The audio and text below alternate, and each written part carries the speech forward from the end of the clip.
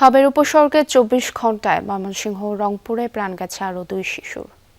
ময়মনসিংহ মেডিকেলে নতুন রোগী ভর্তি হয়েছেন ২৯ জন। সিলেট মেডিকেলে ২৪ ঘণ্টায় রোগী ভর্তি হয়েছেন ৫৯ জন। জেলার বিভিন্ন হাসপাতালে মোট চিকিৎসাধীন ২৩৯ জন। এছাড়া বরিশাল, রাজশাহী, চট্টগ্রাম ও খুলনার বিভিন্ন হাসপাতালে রোগীদের ভিড় রয়েছে। কোথাও কোথাও আইসোলেশন ওয়ার্ডে শয্যা সংকটে ভোগান্তি পোহাতে হচ্ছে রোগী ও স্বজনদের। হাম উপসর্গে মৃত্যুর না থামায় উদ্বেগ বাড়ছে অভিভাবকদের মাঝে।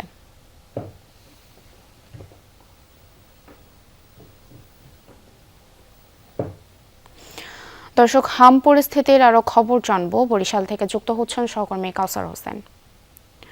কাউসার, রোজই শিশু মৃত্যু বাড়ছে, আজ কি নতুন করে কোনো মৃত্যুর খবর পেয়েছেন? আর নতুন কতজন রোগী ভর্তি হলো?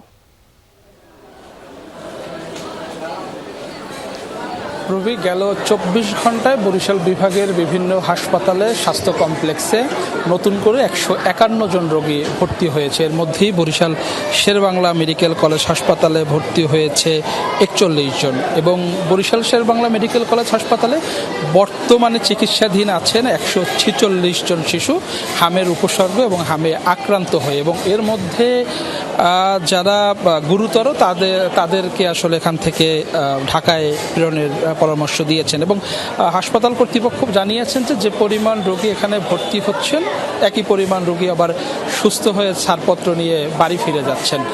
আর গেল ৪ দিনে সুখবর হলো যে গেল ৪ দিনে এই হাসপাতালে বা বরিশাল বিভাগে কোনো শিশুর মৃত্যু হয়নি এবং এখন পর্যন্ত বরিশাল বিভাগে মোট ৪৮ জন শিশু হামের উপসর্গ এবং হামে আক্রান্ত হয়ে মারা গেছে। এবং চিকিৎসকরা বলছেন যে যেসব শিশু মারা যাচ্ছেন তাদের অধিকাংশই আসলে শ্বাসকষ্ট ভুগছেন এবং শিশুদের জন্য যে এনআইসিইউ সুবিধা সেটি কিন্তু বরিশাল বিভাগের কোনো হাসপাতালেই নেই এবং এই কারণেই কিন্তু আসলে তাদেরকে ঢাকায় প্রেরণ করা হচ্ছে। এবং চিকিৎসকরা বারবার পরামর্শ দিচ্ছেন যারা আসলে অসুস্থ রোগী রয়েছেন বা অসুস্থ শিশু রয়েছেন তাদেরকে বাড়িতে পুষ্টিকর খাবার খাওয়ানোর জন্য এবং পাশাপাশি হামের লক্ষণ দিলে দ্রুত সময়ের মধ্যে পাশের স্বাস্থ্য কমপ্লেক্স বা হাসপাতালে ভর্তি করার জন্য।